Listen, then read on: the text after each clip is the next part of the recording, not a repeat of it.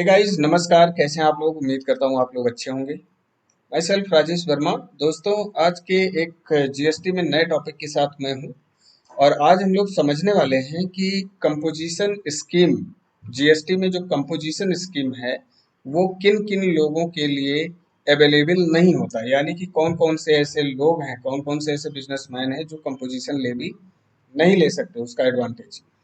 तो आइए जरा चलते हैं gst.gov.in की साइट पे और वहाँ पे देखते हैं कौन कौन से लोग नहीं ले सकते हैं। तो दोस्तों, ये हमारे पास है कि how to opt for composition scheme in GST.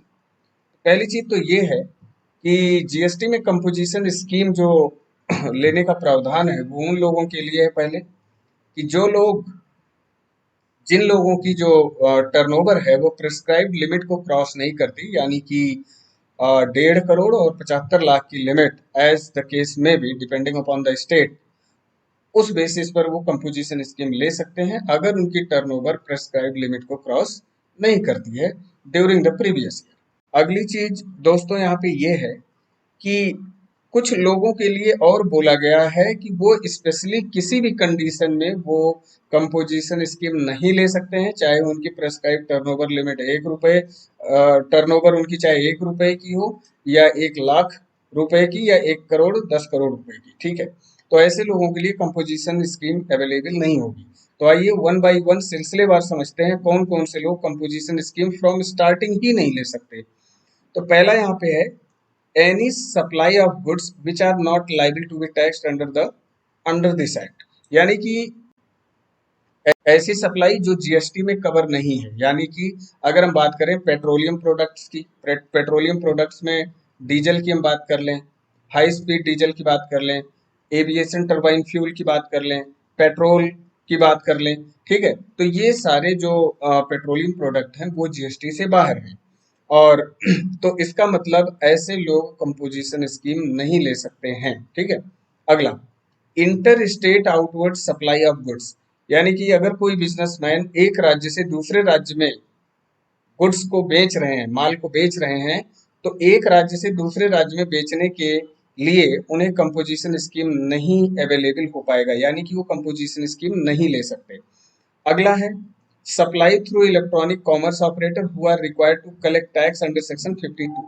यानी कि आप एक ऐसे बिजनेसमैन हैं जो अपना माल आप किसी इलेक्ट्रॉनिक कॉमर्स ऑपरेटर के थ्रू बेच रहे हैं। यानी कि आप अपना माल बेच रहे हैं अमेजोन के थ्रू, फ्लिपकार्ट के थ्रू, मिंत्रा के थ्रू। इन लोगों के माध्यम से अगर आप अपने सामान को बेच रहे हैं तो आप लोग भी ऐसे बिजनेसमैन यानी कि कंपोजिशन स्कीम के लिए एलिजिबल नहीं होंगे, उन्हें कंपोजिशन स्कीम नहीं मिलेगा।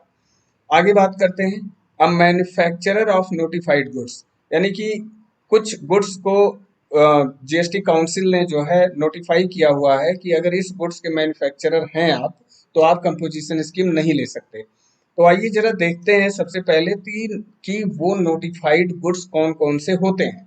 तो नोटिफाइड गुड्स को समझने के लिए दोस्तों हम आ गए हैं इस पार्ट पे।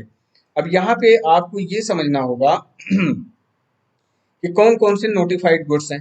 पहली चीज तो यहाँ पे है एरेटेड वाटर है, जिसको हम कहते हैं सोडा। ठीक है, और फ्लाई एश ब्रिक्स है, फ्लाई एश एग्रीगेटेड विथ 90% और more fly ash content fly ash brick blocks. यानी कि ये है कि राख से जो ब्रिक्स तैयार किए जाते हैं, अगर उन राख से ब्रिक्स जो है आप तैयार करते हैं, उसके मैन्युफैक्चरर आप हैं, तो आपको कंपोजिशन स्कीम अलाउ नहीं होगा। अगला, ब्रिक्स ऑफ फॉसिल मेल्स और सिमिलर सिलिशियस अर्थ।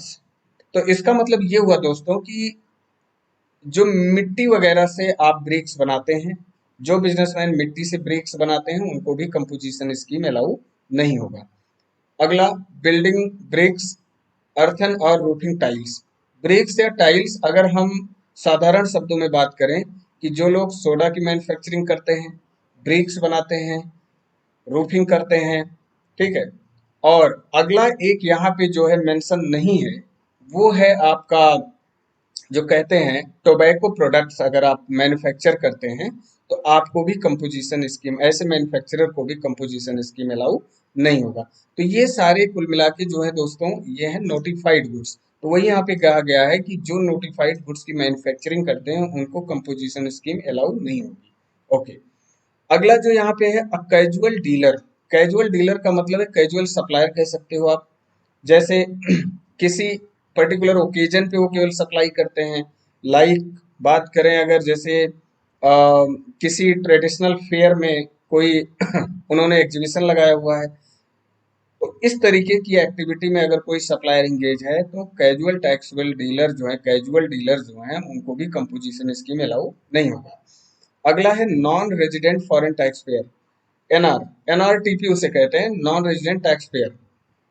तो यहाँ पे अगर कोई नॉन रेजिडेंट पर्सन है जो इंडिया में आता है कुछ समय के लिए व्यापार करने के लिए, तो ऐसे नॉन रेजिडेंट को भी कंपोजिशन स्कीम अलाउ नहीं होगा। आगे बात करें तो a person registered as input service distributor. कोई ऐसा बिजनेसमैन है जो काम करता है, like a person who acts, a businessman who acts as a input service distributor.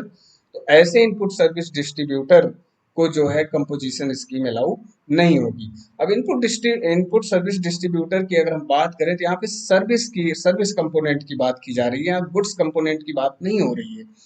तो यहाँ पे क्या होता है कि लाइक कोई बिजनेसमैन है, एक लाइक हेड ऑफिस है, उसकी डिफरेंट डिफरेंट ब्रांचेज हैं, तो सारे इनपुट को बुक करता है कौन? Head office. और कंजम्पशन के बेस पर, सर्विस कंजम्पशन के बेस पर वो जो है अपनी जो इनपुट सर्विसेज हैं वो डिफरेंट डिफरेंट ब्रांचों को डिस्ट्रीब्यूट करता है एक अप्रोप्रिएट रेशियो में, ठीक है। तो ऐसे इनपुट सर्विस डिस्ट्रीब्यूटर को भी कंपोजिशन स्कीम अलाउ नहीं है। आगे बात करें a person registered as a tax deductor और टैक्स कलेक्टर। अब यहाँ पे बात समझते हैं कि ऐसे पर्सन जो रजिस्टर है केवल tax deductor point of view से या केवल tax collector point of view से, यानी कि टीडीएस और टीडीएस के पॉइंट ऑफ व्यू से, टीडीएस और टीसीएस के पॉइंट ऑफ व्यू से वो केवल रजिस्टर हैं, तो ऐसे लोगों को भी कंपोजिशन स्कीम अलाउ नहीं होगा। तो दोस्तों अब यहाँ समझने वाली बात यह है कि टीडीएस डिडक्टर कौन होते हैं और टीसीएस कलेक्टर कौन होते हैं। तो टीडीएस डिडक्टर में वो लोग आते हैं, जैसे यहाँ पे नोटिफाई किया गया है कुछ लोगों को, यहाँ पे गवर्नमेंट डिपार्टमेंट्स हैं तो वो टीडीएस वगैरह डिडक्ट करते हैं, ठीक है। और टैक्स कलेक्टर की बात करें, टीसीएस की जहां तक बात है, तो टीसीएस के लिए रजिस्टर वही लोग होते हैं, लाइक बात करें अगर जैसे ई कॉमर्स ऑपरेटर वगैरह हैं। हालांकि ई कॉमर्स ऑपरेटर्स टीसीएस और टीसीएस के अलावा भी वो रजिस्टर होते हैं, लेकिन यहाँ पे ई कॉमर्स ऑपरेटर को भी एज अ टीसीएस जो है रजिस्टर करना पड़ता है। सपोज अगर वो जीएसटी में नहीं आ रहे हैं लेकिन ई कॉमर्स ऑपरेटर है, उसे टीसीएस में स्पेशली रजिस्टर अपने आप को करना पड़ेगा। तो दोस्तों ये कुछ स्पेसिफाइड लोग हैं जिनको किसी भी हालत में कंपोजिशन स्कीम अलाउ नहीं किया जाएगा, ठीक है। आप मेरे विचार से बात समझ गए होंगे। बाकी अब सवाल उठता है, अगर इसमें हम डील नहीं करते हैं, इस तरीके के डीलर या सप्लायर हम नहीं है, तब तब आप दोस्तों कंपोजिशन स्कीम ले सकते हैं। उसके लिए कुछ थ्रेशोल्ड लिमिट दी गई है स्टेट वाइज, 75 लाख और 1.5 करोड़ की जो लिमिट है वहां तक आप कंपोजिशन स्कीम ले सकते हैं, डिपेंडिंग अपॉन द स्टेट, कि जो उस स्टेट में प्रेस्क्राइब लिमिट दी गई है, ठीक है। तो उम्मीद करता हूं दोस्तों ये छोटी सी वीडियो आपको समझ में आई होगी। बहुत बहुत धन्यवाद for giving your potential time. धन्यवाद।